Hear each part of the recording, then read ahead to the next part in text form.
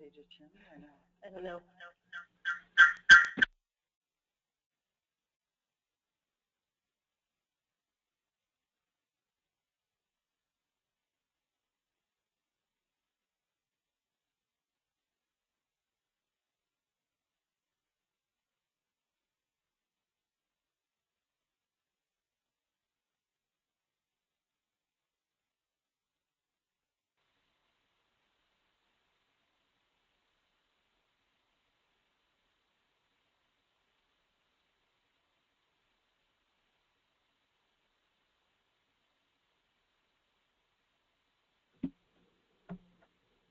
Okay, now we're testing it again.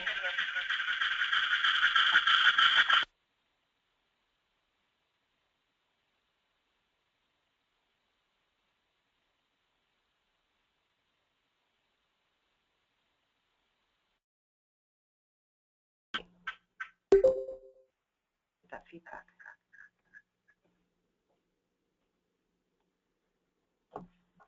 Sorry guys, bear with us a little bit, please.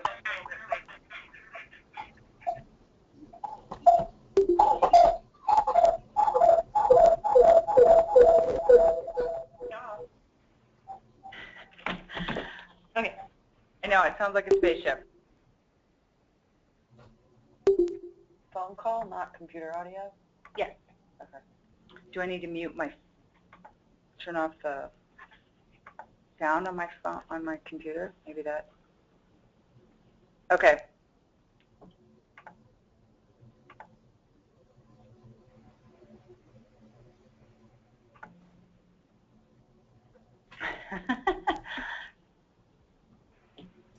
Okay, we're going to jump in and get started. You can tell that everything's fine there. Okay. Are you just going to transfer it? So, yes. So I'm going to share the screen with Marianne.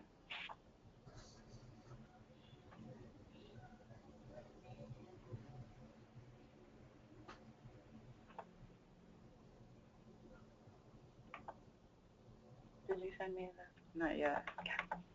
I don't see you on here.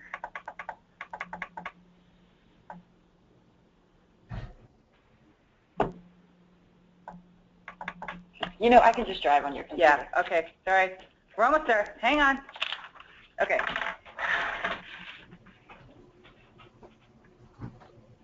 Go for it. Good morning, everyone. So what we're going to go over here is just a higher level overview of the entire process. I'm going to leave then Liz, if you want to look at my computer for any chat questions that come up as we go through. So this, just a little explanation. So if you look on the left, you'll see early learning program, QI navigator, or coach. So these are identifying the people responsible or for that part of the process through Colorado Shines and/or Sugar. So again, this is really high level. This is more of what the process is, not, okay, how do I do that in Sugar, which we'll come back around to at the end. So, so as you can see, and I'll just move along cursor here. So registration in Colorado Shines. So what happens? Green is not being shared because I'm not seeing it. We're not.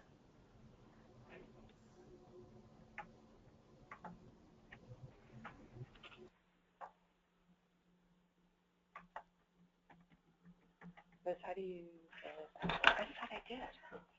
I can't get it down.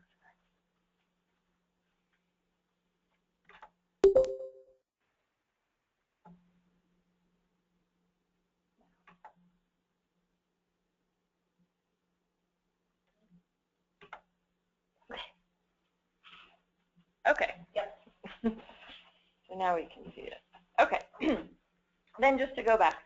So if you look over here, it says early learning program. So as we go down the process, we kind of cross responsibilities. So we've indicated on the left who, in the majority of cases, will be completing that part of the process. So as we all know, registration occurs in Colorado Shines. So this will be the early learning program. And as we go, they'll submit the Colorado Shine application. And so what I want to then just start off also saying is, so this is the process regardless of funding stream. This is covering all gamuts.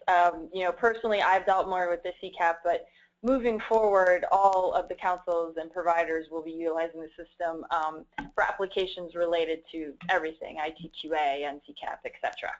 So I just wanted to be clear on that. So as we go in to submit, the provider submits the application. As you can click on the Quality Improvement tab. So as the application goes through, the EC Connect will filter the available funding based on eligibility criteria. Therefore, the provider sees what he or she is able to apply for. So that provider doesn't have to think about, do I qualify, do I meet the requirements for this. The system will just show what they're able to apply for. Which box are you in? Oh, right here. I will move that along. Thank you. Okay, so then as you see, the provider will submit the QI application and/or renewal. So as we go through here, so what this right here means, the calculate of the minimum preliminary QI. So this is what occurs in the database. This symbol indicates that essentially the system is thinking for you. These have been loaded into the system, so it calculates out to see what funding is appropriate per that revenue stream, per that site, depending on classroom number, etc. So again, this area is related to the early learning program. So now we sort of cross the threshold here where it can become the QI navigator or the coach who kind of takes over the lead in the process at this part. And you can see here at EC Connect QI renewal or application. So obviously, as we all know, some people are requesting renewal and others are brand new to that funding stream. Either way, at this point, the QI navigator or the coach, who's ever appropriate for your council, will go and review the application. Is there any questions at this point, just on the chat? I don't want to get too far ahead unless any. Okay.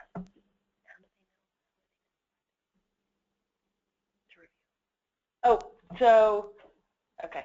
So good question. Talking about the renew, and then I'll reach out to Sharon. I know you're on the call, and correct me if I'm wrong. I believe an initial email goes out, but a good point, I'm glad that you brought this up, is, you know, the goal is really for everyone to be in the system kind of every day and looking out what's going on.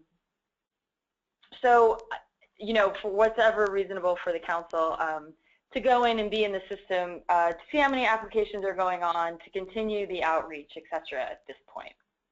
We did have a question. Is there a legend for this document to explain the symbols? We can create one. So we should be describing what the symbols means as we move through. Okay.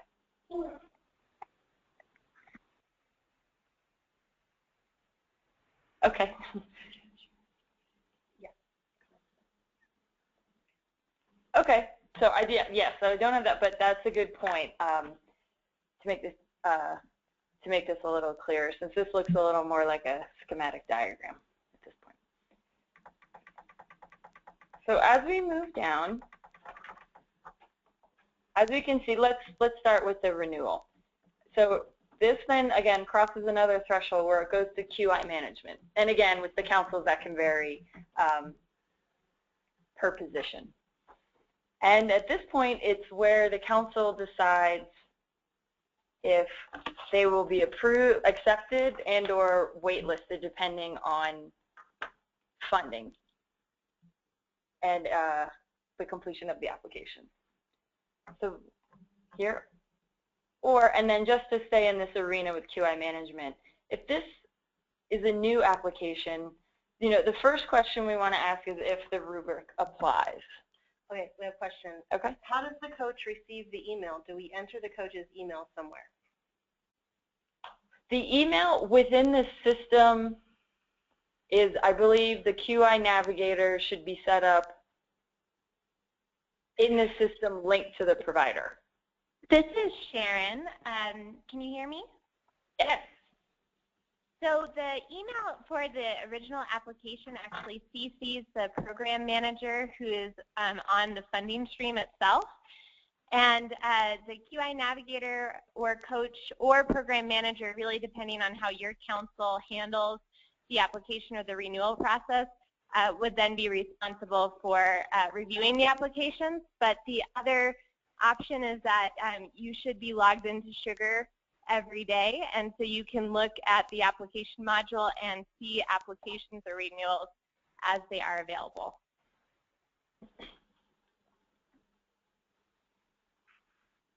Thanks, Sharon.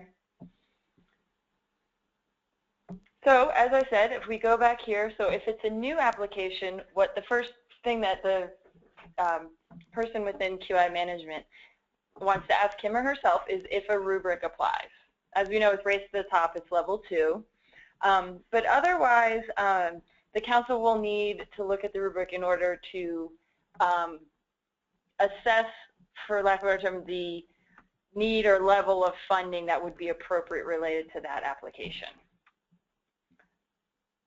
So as you can see, if no rubric applies, it is the decision of the council to accept or reject the application. If the rubric does apply, then the information then will need to be sent for selection committee or however at your council it is set up to determine whether the application will be accepted or not. Okay, we have a couple questions. Yeah. It sounds like in Grand County they are saying that that all of their programs are being told or getting both ICQA and Race to the Top funding options, even when they're not eligible. In addition, when they complete the Race to the Top application, it still asks ICQA questions. Will this change? This seems like this is not correct. Okay. This is Sharon. So what might be happening is that if they are licensed, minimally licensed to serve infants or toddlers, meaning anyone under the age of 3, then the eligibility requirement is met. They may not qualify for the ITQA grant based on the rubric, or they may not score well if they're not willing to accept CCAP. But what we did is we set the eligibility criteria in the broadest sense possible. So for school readiness, it's 100% of the sites, you know, on the list that was given to us by Office of Early Childhood. Or for infant toddlers, 100% of those sites who are licensed to serve infant or toddlers. And for Race to the Top, it's anyone who meets level 2. So the idea was to make sure that we're casting the widest net, and then when it comes to actually making the selections, you're scoring those against the rubric so that you can make funding decisions at that point. Does that help answer the question? I think so. Thank you. And then we had a question about how does the council change the funding? Could you provide a little more information about what you mean by that? Sure. Sure. This is. Oh, sorry. My question was that the rubric, if it's given to the site and that amount, and the council decides that they will receive less than what that rubric shows, how do we change that? What document is necessary? There is no document necessary. What you'll need to keep in mind is the minimum QI related, but you will have the functionality in Sugar to reallocate the funds. Where? So you guys, the council. Where in Sugar? We can kind of come back more to the functionality of the where in Sugar itself, if that's all right. Okay. But it will be, again, outside of the minimum threshold. You as the council will have the ability to change that funding level. This is Sharon. It's important to note that if you change the funding level to below the minimum level per our contracts with OEC, then you do need to provide justification, and where you do that is in what's called the transfer module in Sugar.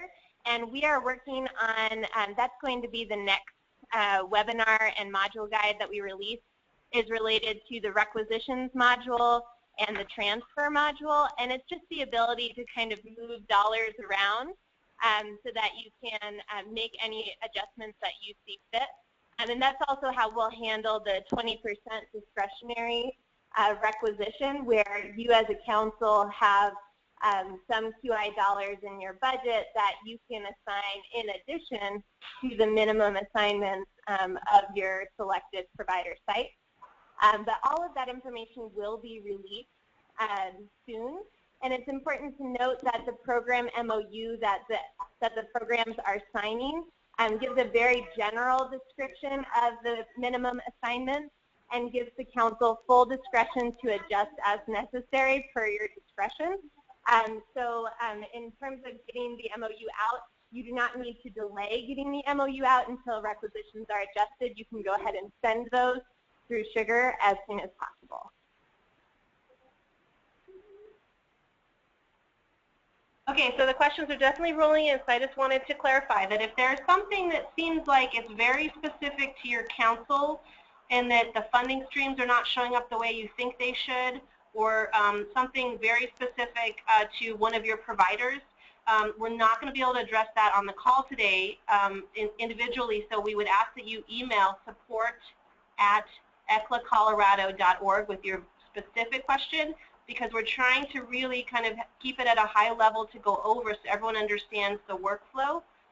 So we want to make sure that all questions are addressed, but we also want to make sure we can use this time to get everyone on the high level same page. So we're getting some questions about the rubric. Sharon, if you want to explain what the rubric is and how it works within this workflow. Sure. So I just wanted to note I've got a 1-year-old and a 4-year-old right next to me, so you might hear some noises, so I apologize. But Don't multitask your mom. Yeah, right. But the rubrics are posted on the support.ECLA Colorado website and also on the Trello board for your review. These were created as a joint collaboration between a working group of councils led by Kelly Schultz. And so the rubrics are just a really simple way to make sure that we can score applications and prioritize them. So for example, many of the funding streams prioritize sites that serve a high number of CCAP children, and so they would necessarily score higher on the rubric. And so the rubric really comes into play if you have more people applying for a particular funding stream than you actually can support within your budget. And that is your council's call. So nobody's telling you how many sites you need to serve. You just need to monitor that and make sure you waitlist or reject any applications that you can't support through your various budgets. Does that help answer the question? I think so. Thank you. And then there was a question about whether the rubric applies for both renewals and new applications. So we have gotten clarification from the state that renewals, as long as they still meet the eligibility criteria, can be sort of fast-tracked. So there's no rubric necessary to score renewals. They kind of get like an auto renewal as long as they're still meeting those eligibility criteria. And so you can actually, if you have renewals that are in right now, please go ahead and send the program MOU through Sugar so that you can start providing services, including the coaching readiness assessment and quality improvement dollars as soon as possible. And then if you are getting new applications in for CCAP, ICQA, or school readiness, you need to wait until after the application closes so that you can score those applications and appropriately decide who's going to get funded and then send out the program MOUs. For Race to the Top, because the only criteria is that they are a level 2, if you have a Race to the Top application in your applications, then you can go ahead and process those MOUs as well as soon as you get those after you review, because they have met the eligibility criteria. The one caveat to that is that you don't want to have more sites participate than you have funding to support. So once you hit your funding level in your budget, then you will just waitlist those applications as they come in, and there will be additional funding available potentially through the Office of Early Childhood to support additional sites. I don't think anyone is at that level right now, but if you run into that, then you can just waitlist those applications. Thanks, Sharon. We'll let you go back on mute, and we'll hand it back over to Marianne. And Okay. you want to reorient us to where we're at in the chart? Sure. So back to exactly where what Sharon had just mentioned. So if we're dealing with a renewal application, as she said, you can fast track it to accept it and make your determination regarding the funding, and then get the MOU out. And then again, just to reiterate, for the new applications, in order to be able to assess all the information you're going to receive, waiting until the application deadline hits so you can use the rubric in order to determine funding priority for all of your sites that are new sites that have applied. So then at this point, if you decide you're not accepting the application at this time, obviously we go up through the rejection line. Only if they're not eligible. Otherwise, they're waitlisted. Correct. So if they're not eligible, then we go through to reject the application. Otherwise, we go over here to the accepted and or waitlisted area, again, as Sharon just mentioned. Hey, Marianne, I'm sorry to jump in, but I just wanted to note that even though there's a little message here for the send rejection notice, we decided that it would not be appropriate to send an automatic email with the rejection notice or the waitlist notice, because we felt that that might be something better handled on a more personal level by the council. So at this time, there is no automatic workflow when you select the status reject on the application. You are still responsible for notifying that site that that application was rejected. The rejection is going to be pretty rare because we are sort of filtering out all of the non-eligible sites at the beginning. But the biggest cause for a rejected application might be something happening with licensing or some other sort of detrimental thing that would not allow a site to participate. So most of the time you're not going to be rejecting, you would be waitlisting, because you know that the sites are sort of minimally meeting the requirements. So I hope that helps to clarify. Yeah, but Sharon, there was a question about adverse licensing. Is that a rejection, or is there ability to waitlist that site? So that is a conversation with your QRIS specialist and will be handled on a case-by-case basis. Thank you. Okay, so as we move along here, so at this point, as we mentioned, this is in the QI management. So we've determined the waitlist or approval. So at this point, you'll want to send the MOU to your provider. Again, just referencing the Trello board, with the MOU, those PDFs are on the Trello board for you to use. You'll also see an additional card. If your MOU needs to be specialized or changed in any way, there is the optional piece, and instructions are on the Trello board in order to accomplish that as well. Can I just add, I know there's been a lot of confusion about this, but the council does define what is in the MOU, the amounts, and so, you know, there's not anything being sent out prior to that point that has an amount. So that is what confirms that dollars are being awarded to the site. And so I know there were a lot of questions about, oh, they're going to see that they might be eligible for all of these resources, but I'm only going to approve X number of dollars. And so that is where that final determination is established, is within the MOU. So dollars are not dispersed until the MOU is fully executed. And just another point of clarification on that, the MOU is not a mail merge for the particular QI resources values. We've made it very general so that the council has full discretion to adjust those dollars as needed, but it kind of narrates the minimum QI allocation formula.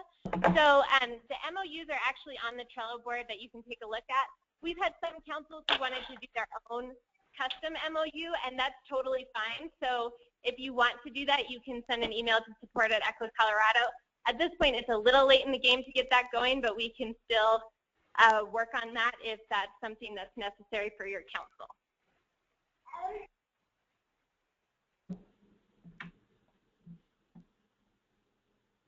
Great. Okay, so as then we go to send the MOU out, and then, as we said, to ensure that the MOU is signed by both parties, the provider and the council. So then at this point, we have the activate the QI requisitions. So once the MOU is signed, as we said, the dollars are ready to spend. And then in conjunction, you'll see here is schedule the coaching readiness assessment. I know there's been questions on that before, so I just was going to leave it to see if anyone has anything to ask at this point.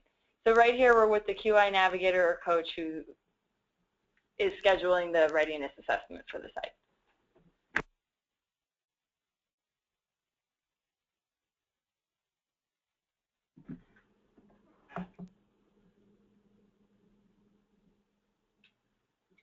No? Okay. Okay, so then we're moving back into the arena again over here of the early learning program with the coaching assessment received.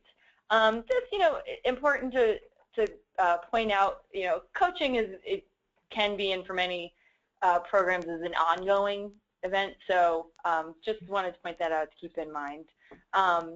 So we can go after the coaching assessment to create or update a QIP. So again, we're still in the arena where this is with the early learning provider and the things that he or she needs to accomplish at that site. This is Rebecca from ECHO. Can you hear me? Yes, go ahead. Okay. So I do have a question. I was trying to get myself unmuted, and it took me a minute. Going back to the schedule coaching readiness assessment and activate QI, that's yes, right there. Got it. Correct me if I'm wrong. I was under the impression that we were supposed to report how many coaching readiness assessments have been completed thus far, but yet this is telling us that we are not to be doing those until MOUs are signed. That is correct, Rebecca. So program MOUs, there are some executed program MOUs at this point, particularly for Race to the Top, where we can go ahead and send those program MOUs as soon as the application is received because they are meeting the criteria. And there are also anyone who is renewing, like we just mentioned, they can be fast-tracked as well. So all those renewing sites can receive their coaching readiness assessment. The other reason why there might also be coaching readiness assessment data is for those partially rated sites who we receive some extra funding from the state to support those partially rated sites that need to rate, very, very soon with the new deadlines. And so those sites might also be already receiving coaching readiness assessments. But the state knows that most of the coaching readiness assessments will occur after September because necessarily we need to have the program MOUs executed before those can happen. And then, of course, from an order of operations, the coaching readiness assessment must be completed first before any QI spending can occur because the QIP must be created or updated in order to tie the QIP goals to the particular QI spending record.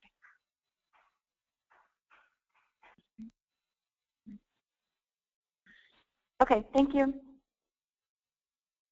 Thanks, Rebecca. Good question. So yes, just as Sharon was saying with the QIP and those who have been in Sugar before, the QIP is related to each spending record, which I think is a great asset that enables us to tie the dollars directly to what the QIP is at that, then we can run reports to see how the funds and dollars are going directly towards the quality improvement.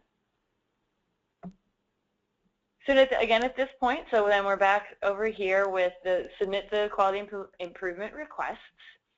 So then at this point, we're going then back down into the arena, if it's the QI navigator or the coach, however it's set up to receive the request in Sugar to see what the provider site is submitted for spending. So this is the point, and again, that the spending record and spending detail will be reviewed to make sure it's appropriate and that it matches the QIP that has been created and or selected. Hi, Marianne. I'm sorry. Yes. Could we back up just one moment back to the coaching assessment for a moment? Okay. So on this diagram, there's this little X in the diamond, and the X in the diamond means that there's a mandatory OR. So basically, the assessment is going to result in 21 points or higher, or the assessment is going to result in 21 points or lower. And this is the cutoff score that is minimally required in order to rate, be scheduled for a level 3 through 5 rating. And so that would drive the goal of working towards a level 3 or working towards a level 2 in the current program year. But this cutoff score was based on last year's CCAP QI pilot, and we're discovering from some analysis in the data that that cutoff score may be too low. So we are having a team from councils and also from the state to look at that data and determine if the cutoff points need to be raised and have certain minimums in those really important areas like workforce or learning environment before a level 3 rating can be scheduled. And it's looking like the points will be, the cutoff will be 28 points, but that is still to be determined. And that's based on centers, not family childcare homes, which is a slightly different scoring procedure. So I just wanted to make sure that that was clear. And then there's been a lot of questions about, is an ERS observation required? And it is required if they are going to schedule a level 3 rating. Then there needs to be an ERS observation conducted in at least one classroom of each age group to determine if they're really ready for that level 3. But if they're only working towards a level 2 this program year, then no ERS observation is required, but you're certainly welcome to do an ERS observation. Does anyone have any questions on that assessment? We'll be getting out more information as soon as that's available and finalized.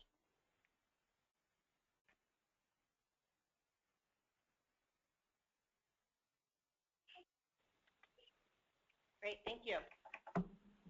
Okay, thanks, Sharon. So if we're moving back to in relation to the QI spending request. So over here, so the request will be received and process and verify documentation related to the QIP for this QI spending request. Just to reiterate, we are finalizing the information related to that within Sugar to make sure we can get that training and webinar and information out about exactly how we can spend the money. One thing great about this, which I just like to reiterate because I work with the finances, is what's great about this system is if I am a program and I request $500 in learning materials, say, and I submit it, it's automatically deducted from my funding allocation. So this really will aid in the prevention of overspending of funds.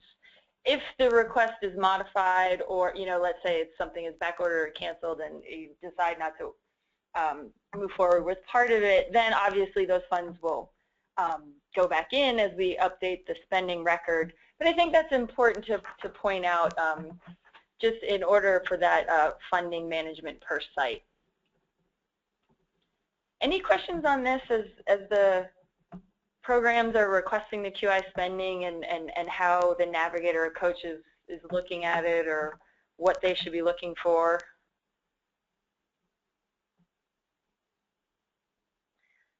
We have some specific questions about scoring on the coaching assessment and based on scoring whether or not coaching is assigned or not.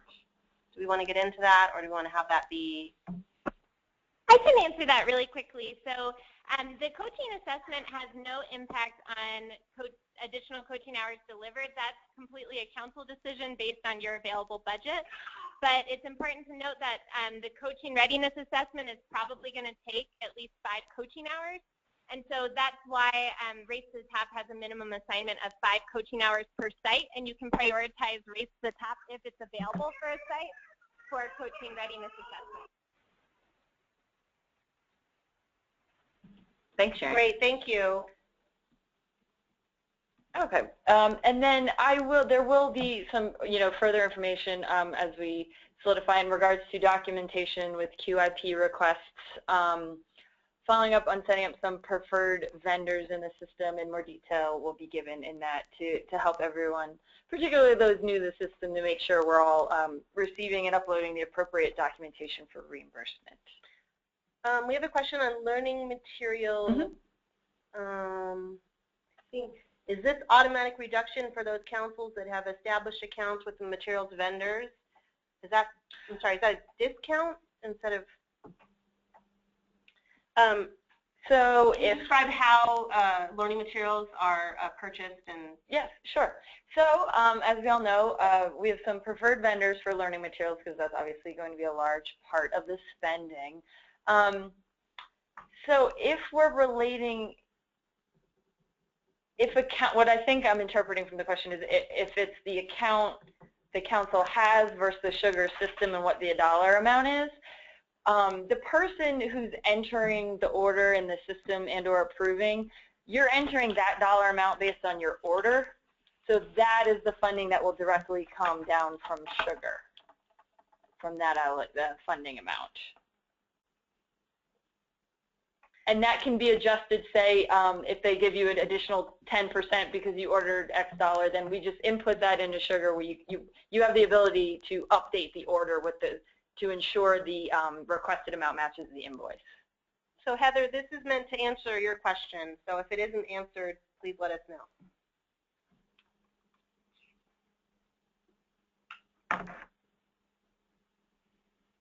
Okay, so we're at coaching assessment received.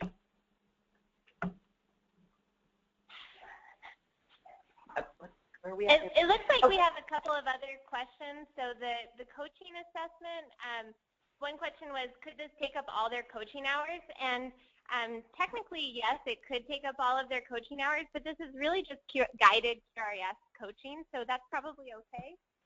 But remember that in your approved budget, you should have budgeted 10% discretionary coaching. That is your council's ability to assign additional coaching hours above and beyond the minimum assignments for Race to the Top specifically.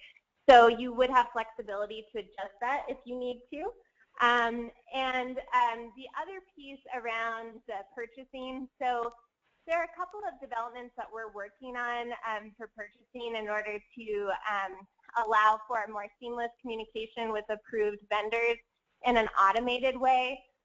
But the really important thing here is that the data right now would be based on whatever you are entering as a QI navigator or whatever the provider site is requesting through the Easy Connect portal.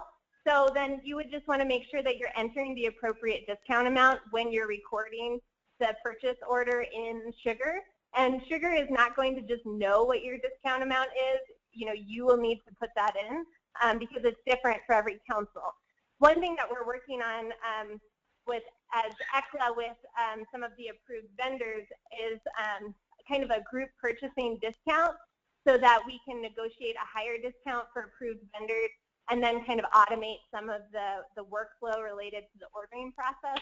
And that is in active development, and we do hope to release that relatively soon, but we'll have more information on that as that becomes solidified.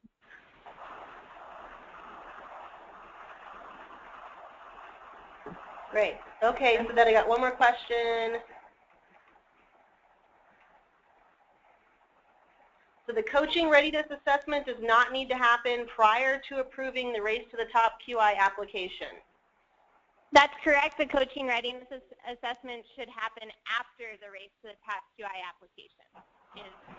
The program MOU is processed. And that's not just specific to Race to the Top.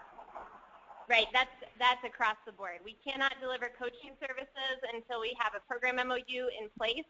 The only exception to that is level 1 sites who are working towards a level 2. We got special permission from the state to allow coaches to help those sites, coaches and QI navigators.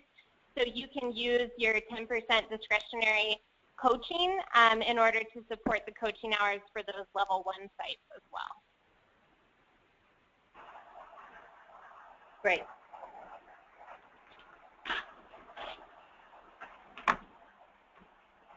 Okay. So then as we go back again to the arena with the navigator or coach who's receiving and processing the QI spending request, once that's confirmed, the navigator or coach can submit to approval to the QI manager for approval at this point. So as previously mentioned, either then this will be approved or it needs correction. And needs correction, varying reasons, more documentation is needed, uploaded invoice or payment, if a classroom addition is needed or anything like that. So then at this point, if it's approved, it can be sent for the finance person or department for review and approval. So again, at this point, there might be additional questions, again, relating to documentation or data that's been inputted, that it may need correction and might go back as well. But at this point, ideally, it's gone through enough review that it's ready for payment and would go and be finance approved, and then imported to whatever accounting system outside of Sugar that your council utilizes. And so as we discussed at TA Day, by following this process and inputting all of these different steps into the Sugar system, it's generating the data that then is synced with the state data to allow us to report on all of the quality improvement activity.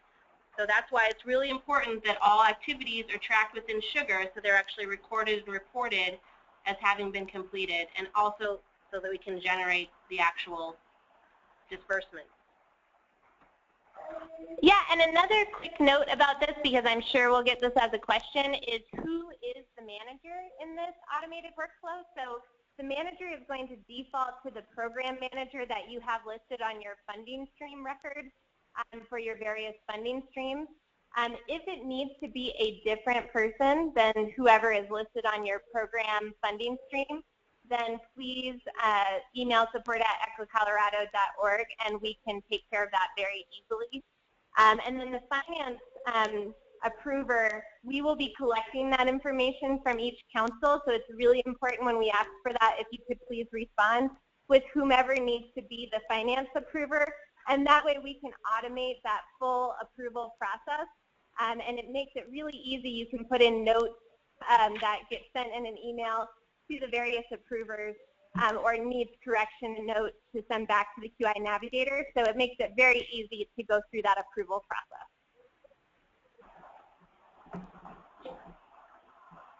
Okay. Can we have more than one person approve various processes? Yes, you can. But maybe if you have a specific use case, if you could just email support@equicolorado.org, that might be worth a quick phone call just to make sure we're setting that up in exactly the way that meets your internal controls and your policies and procedures.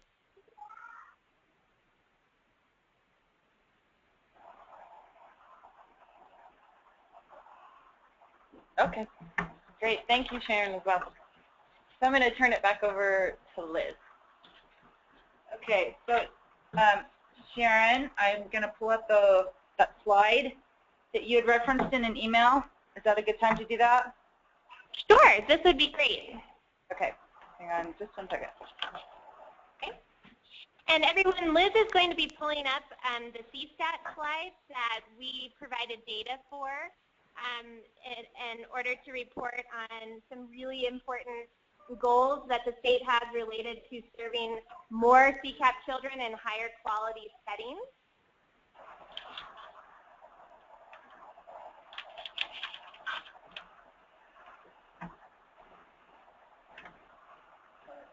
All right, so we just wanted to show this so that it gave you a sense of what is being presented to CSTAT on behalf of councils and the QI programs that are being worked on.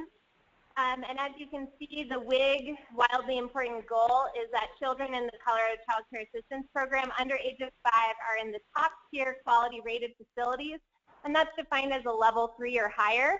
So we can see here, last year our WIG goal was to increase from 24% to 31%. We did meet that goal, and we did so well that the state decided to increase our goal to 39% for this year. Right now we're at 34.8%. That's including all of our alternative pathways that have crosswalks into high quality, and if they do not meet the September 30th deadline for all of their various requirements, they will drop to a level 1, and that will impact this percentage by 19%. So we need to make sure that those alternative pathway sites are meeting their requirements so that we can ensure that we are meeting our wildly important goal. You could go to the next slide, please. All right, so this is a really interesting looking graph, but the easier thing to read is over on the left-hand side. You can see your total population of children in CCAP, and then how many of those are being served in top-rated quality child care centers. And so we know that some of this is a little bit misleading because the site has never received a quality rating, but that's why we really want to get people into Colorado Shine so that they can be acknowledged for the quality rating that they are at. Okay, so we can move on to the next slide unless there are any questions.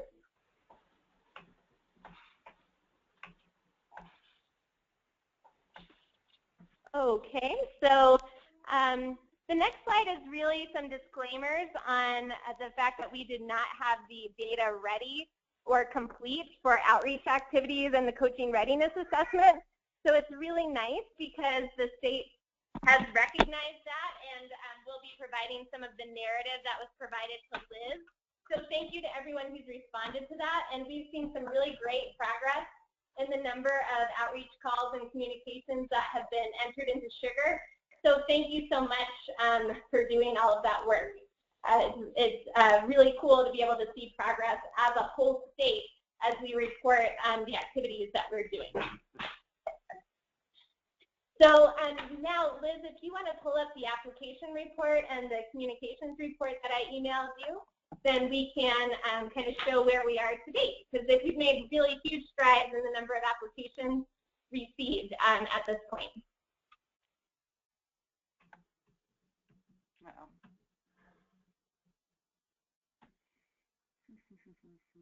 Hang on. Oops.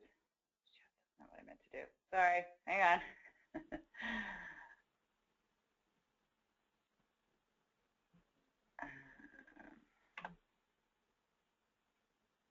What are we trying to do? And actually, if you pass me the screen, I can pull it up, if that's easier.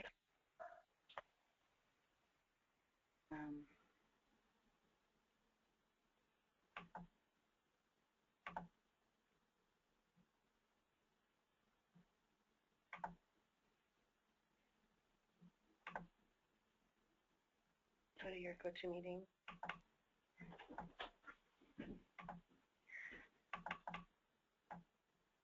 And while we're waiting on that, we got some questions about sending out the slides. We definitely will send these out. We actually just got them from our, our partners at OEC a couple minutes before this presentation, so we really appreciate them providing that for this meeting.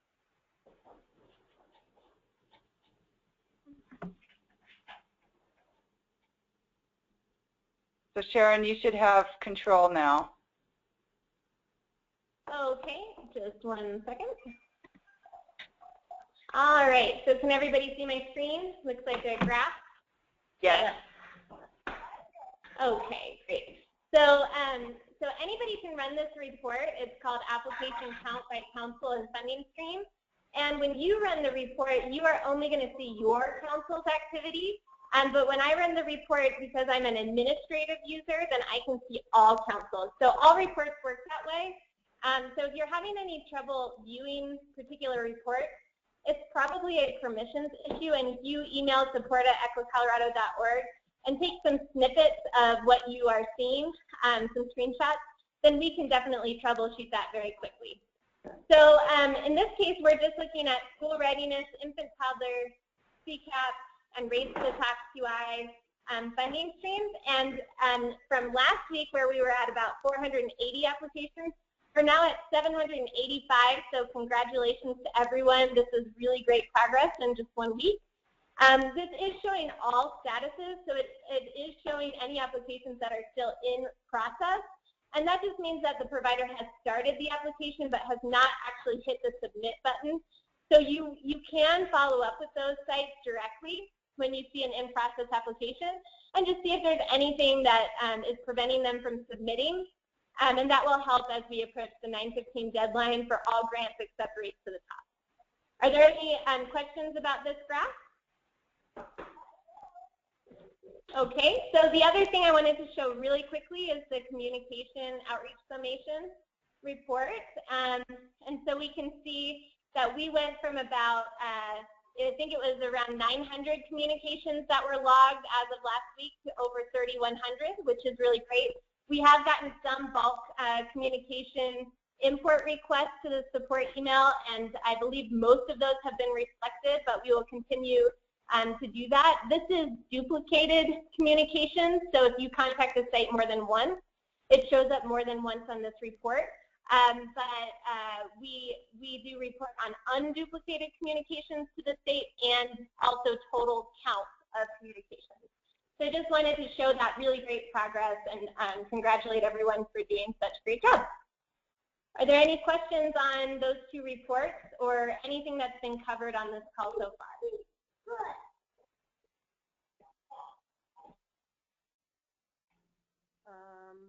There was a question about why aren't all councils listed? Are there 2 pages? So maybe we're just not able to see. Oh, on your, oh yeah. Sorry, I was on mute. There are still more councils here. I don't believe we're at 100% of councils yet, but I know that some councils are just starting their outreach efforts, so that would be expected. So a council might not be showing up if they have not entered any outreach. Any outreach, or if they have not had any applications submitted or in process. And in order for the application to show as in process, all that has to happen is the provider has to go into Colorado Shines, click the Quality Improvement tab, and then click the Apply or Renew button on that screen. Now, providers will not see any funding streams until they've submitted their Colorado Shines profile. So that step has to happen first before they can start the funding. So a lot of work still might be happening, and they just haven't gotten to that stage yet.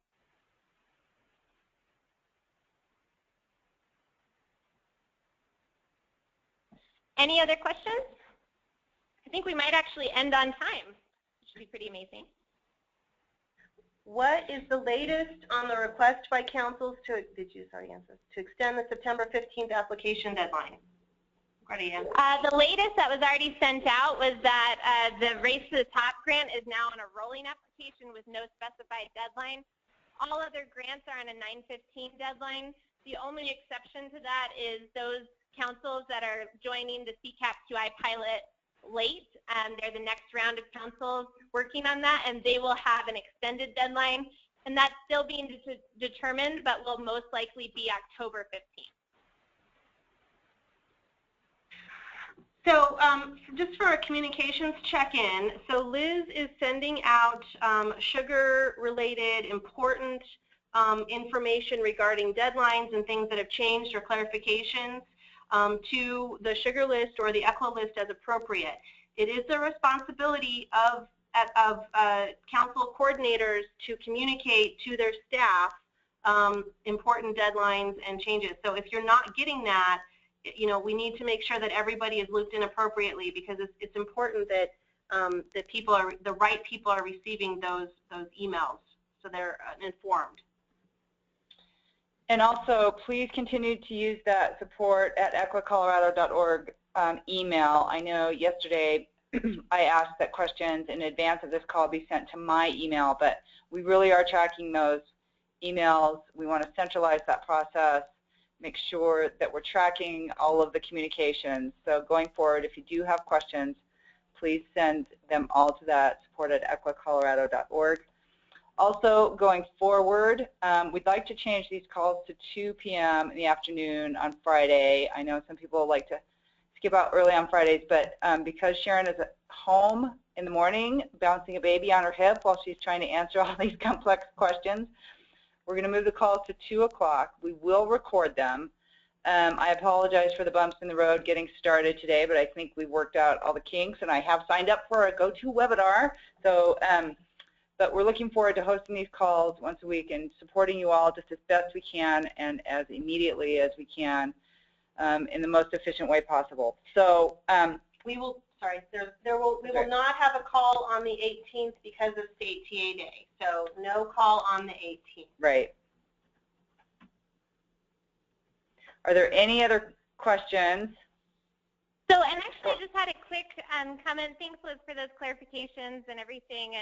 And just also that ECLA will be posting for a support analyst position who will really be targeted at helping with supporting council, developing training, developing resources, and really manning the support email address in the interim. We do have a consultant, Joni Zisman, helping with that process, and it's pretty much an all hands on deck that we are all working together to make sure that the emails are answered as quickly as possible.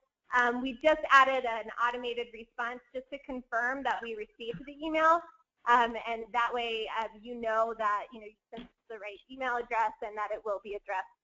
So just wanted to provide that clarification. And then the other piece is that we're working pretty closely with QRS specialists at OEC. So you may see sometimes that the support desk is emailing it over to the QRS specialist, or the QRS specialists are forwarding it to the support desk. And we're really trying to divide and conquer based on the different responsibilities or expertise of the various people involved. So I hope you don't feel like you're being passed around, but we're just trying to really divide and conquer all of the questions that are coming in. And so to help with that, we ask for a little bit of your cooperation with regard to just emailing the support at eclacolorado.org and not CCing a lot of other people, because then multiple people attempt to resolve that question and it actually creates a little bit of confusion. So we really appreciate it if you just send it to the support address and trust that we will get it to the appropriate person to get answered. Okay, well, thank you so much for all these great questions, for your participation. We've got one last question. How do we know what other people are asking support? That's a good question.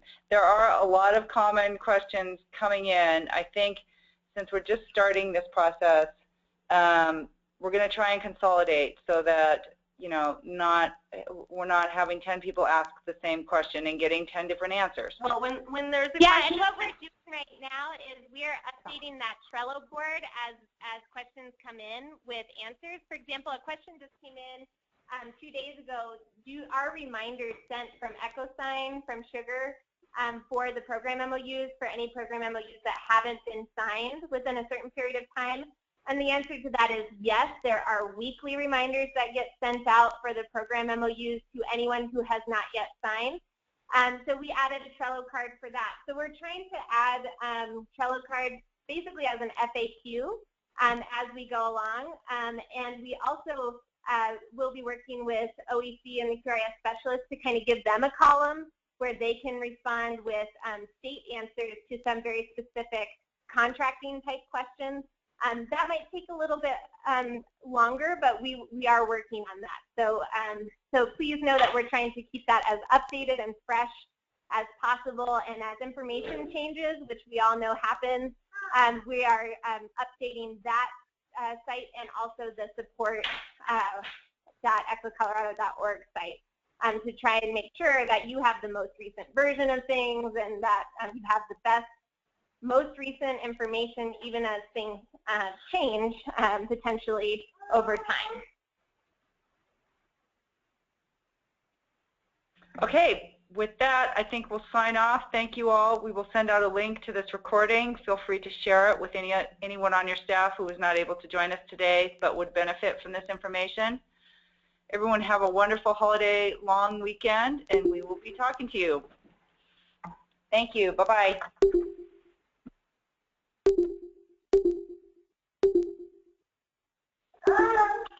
Hey, Liz, can you make sure to copy all the questions in the question box and we can make sure we've answered all of those? Yeah, we were just saving the chat right now. Okay, thank you. I'm going to hang up, but if you guys need me, just let me know. Hi, Sharon. Bye.